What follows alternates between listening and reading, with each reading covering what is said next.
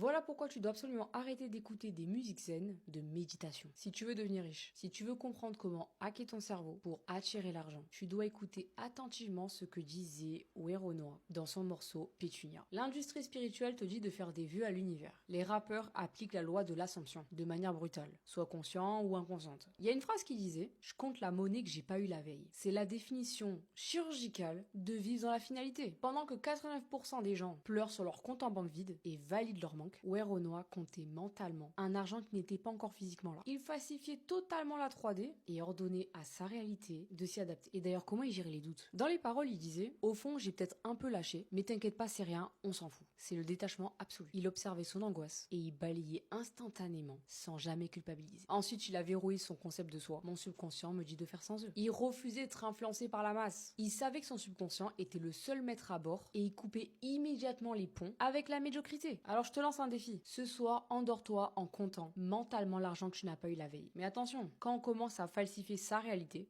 financière de cette façon, il y a un piège mental radical qui peut arriver. Il va essayer de te saboter le lendemain matin. Mais je pense que certains savent très bien de quel piège je parle. Expliquez-le en commentaire.